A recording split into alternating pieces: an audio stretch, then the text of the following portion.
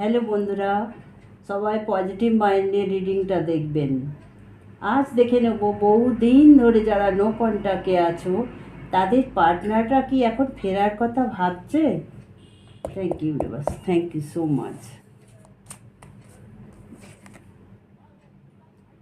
তোমার পার্টনাররা পূর্বে প্রচুর অপশন ছিল তাদের কাছে, অনেক কিছু চাওয়া পাওয়া ছিল, সেইগুলো তোমরা হয়তো পূরণ করতে পারোনি, বা উনি যেটা চেয়েছিল সেটা তোমাদের মধ্যে উনি পায়নি।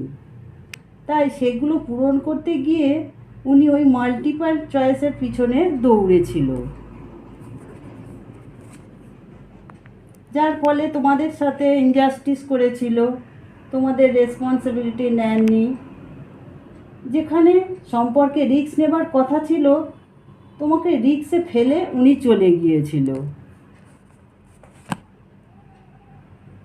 উনি বহু দিন তোমায় ছেড়ে দূরে সরে গিয়েছিল, সেইখানে গিয়ে উনি একাকিত্ব বোধ করেছে, সাইলেন্ট মুডে ছিল উনি, এবং নিজেকে গুছিয়ে নিয়েছিল, এবং তার মধ্যে একটা রিগ্রেট ফিল হয়েছিল।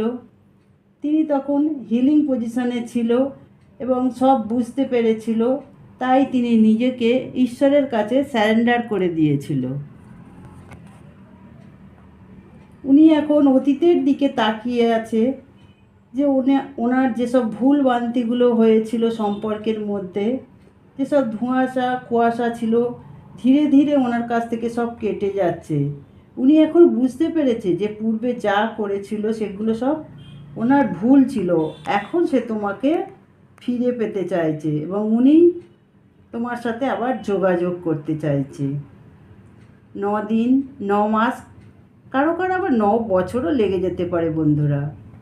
থ্যাংক ইউ বন্ধুরা।